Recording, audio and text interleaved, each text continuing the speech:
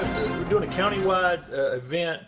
It's a emergency preparedness sort of thing. You're working with all the school districts in emergency preparedness on what happens if you have a mass casualty event at one of the schools. Tell me a little bit about how that's going to happen tomorrow. Yes, tomorrow morning we'll be conducting a mass casualty training exercise. We've done similar ones in the past. This is by far the largest scale we have ever done. So we've got Anderson County Emergency Management, Sheriff's Office, City Police, Med Shore, Coroner's Office, AnMed. So everybody who would actually be involved if one of these situations were to occur in the county, that's who will all be there tomorrow morning. Again, it's going to be very large scale. I mean, we have dozens and dozens of volunteers, adults and also some students who volunteered. It's going to be held at CF Reames Education Center on McDuffie Street. So, we have Old McDuffie High School. Old McDuffie High School. We have the old E-Camp. So we have told people, in the surrounding area, we've informed the media, we've let everybody know. We actually sent a message out to all of our parents and guardians letting them know, even though students aren't in school tomorrow, anytime that you've got a school where you're going to have, dozens of emergency management, law enforcement vehicles, and they're going to see ambulances. This is a training exercise. But these are things that, you have to do. I mean, sadly enough, this is something that, our community has, done more and more preparation for, just because you've seen things happen around the country. You want to make sure, again, you hope nothing ever happens, but you want to make sure you are prepared if something were to happen here in Anderson County. So again, this one's, being held here in Anderson 5 at one of our schools, but actually representatives from the other 4 school districts, they're going to be here as well, because this is something that impacts all of us. It's a conversation that we have frequently with law enforcement and emergency management, how to best respond. It's a great training opportunity for law enforcement. That's how it's going to start tomorrow morning is, we're going to have a large scale, we've got a scenario set up. So, they don't quite know yet, the ones who respond, what they're going to be walking into at the location. But once they're in there, they're going to have to respond to the situation that's presented. And then, we might run through that a couple of times. And afterwards, actually, some of our volunteers, they'll be loaded up on the ambulances, transported to AnMed, and that allows AnMed to conduct, things they need to do to, for mass casualty intake. And then later in the day, we'll be doing a reunification. So really from beginning to end, this will mimic, what you have happen during a mass casualty event. Well, let's talk about that from the education's perspective. What are y'all's steps if something happened? Mm-hmm. Yeah, so obviously it could vary depending on what the situation is, what you've seen in other places. A lot of times, the most common thing that you see happen in other places is, an armed individual gets inside of a school building, and you may or may not have casualties, so law enforcement responds.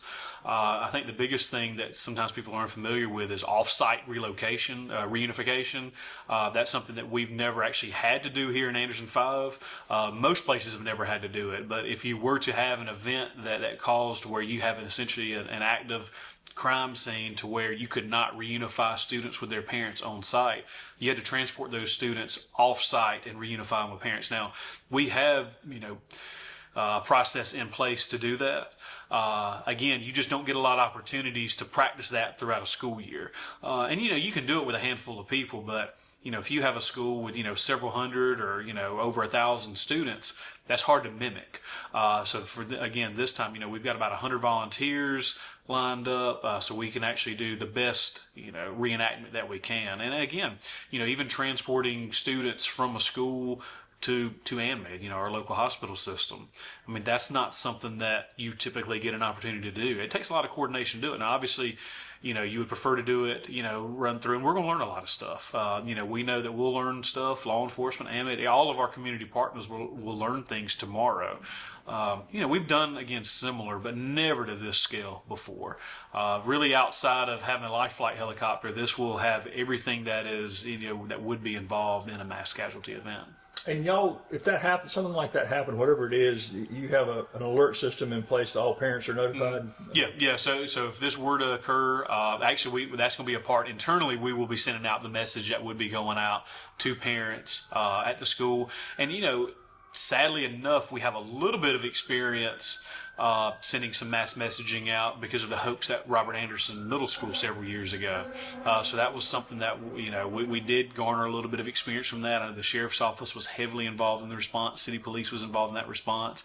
Actually, one of the first officers to arrive at Robert Anderson was a Westminster City police officer who was on his way going down Dobbins Bridge going to court that day, because when that call goes out, obviously any law enforcement in the area is going to converge upon the location. So sadly enough, we have a little bit of experience from that. We've had other changes in status at schools, lockdowns, secure holds, things like that. But again, fortunately, we've never had an intruder get inside the building, but that's what we will be mimicking tomorrow. And do y'all do drills regularly with the students and teachers in case? Yeah. So all of our schools, they go through, active shooter drills. Each school, prepares for it. For every day, or every year, we have those kind of trainings and drills that go on. All of our teachers and staff members go through active shooter training, what to do in those scenarios. But, it's hard to replicate the real thing, but this will be the closest that we can get to it. How long will this event last tomorrow morning down on McDuffie Street? All right, so tomorrow morning, it's going to it's going to start right at 8 o'clock. Now we'll be staging. Schools are out tomorrow. Yeah. So students are out tomorrow. We have staff that's doing professional development, and this is one of the great things that we have planned for tomorrow for some of our staff, but obviously for local emergency response teams. So we will be staging starting at 7 a.m., but promptly at 8 a.m. is when the training exercises will begin. So we'll be probably at McDuffie Street probably for about an hour or so, and then we will load up the volunteers, the casualties, and everything. They'll be transported to AnMed, so people will see ambulances leaving from McDuffie, going to AnMed. They'll be unloading there. AnMed will, do their mass casualty intake. They'll do everything on their end, and then later in the day we'll be doing mock reunifications off-site. First of all, let's talk about the Friday event. Tell me what this event is and why it's important. Yeah, so it's an exercise that we're doing with Anderson School District 5. We're also working with all the other 4 school districts as well, so they can observe.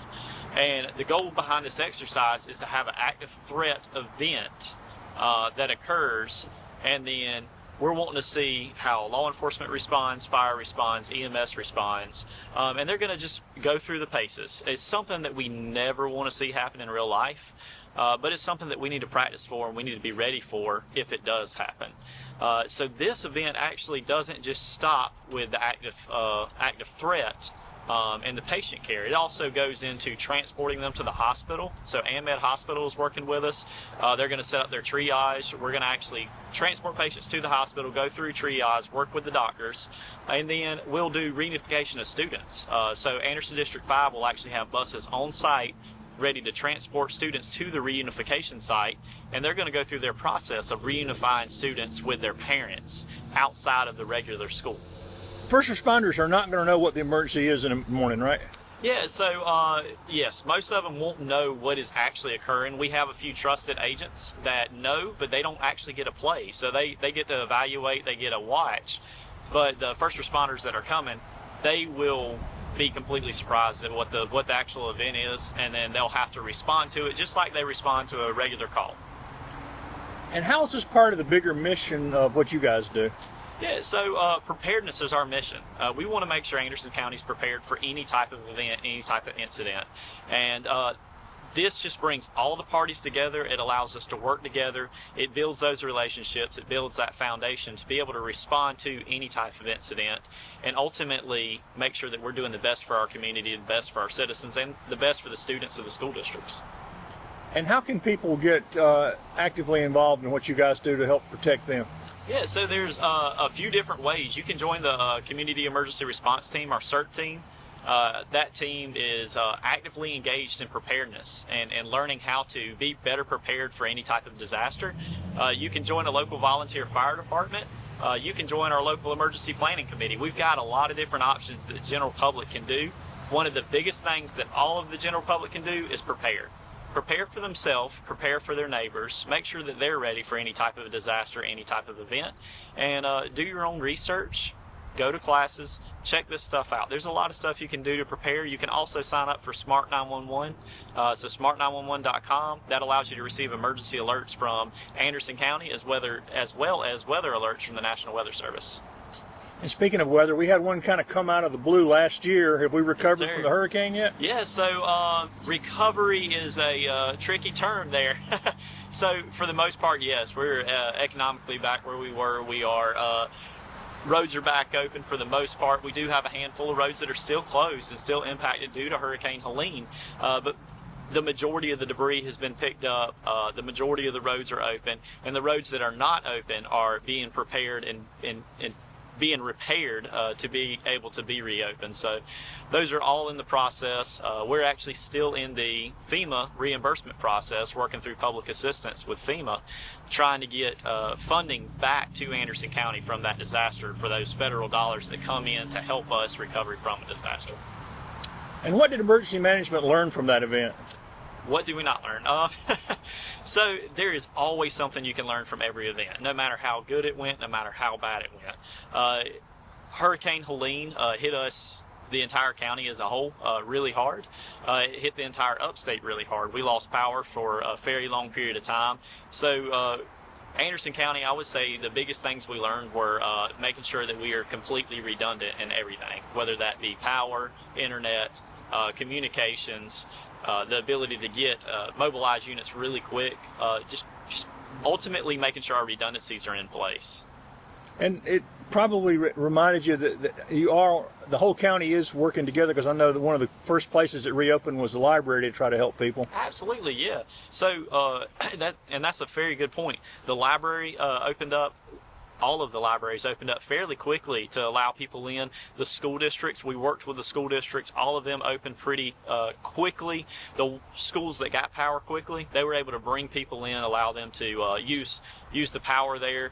They took the food that they had in storage and started feeding people with that, because the grocery stores were running out of food. There's storms like this cause what we call cascading effects, where one thing fails and it makes the next thing fail, the next thing fail.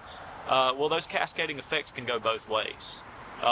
One thing that happens can make another thing happen, like the school opening up, or the school having extra food can allow more people to come into the school to get fed, to ultimately help each other out. The biggest thing is neighbors helping neighbors. During Hurricane Helene, we even saw neighbors with their own chainsaws, own equipment, clearing roads off. I mean, we had private bobcats moving trees out of the roadway. I applaud it. It is nothing but the community coming together and protecting each other and helping each other in a time of crisis.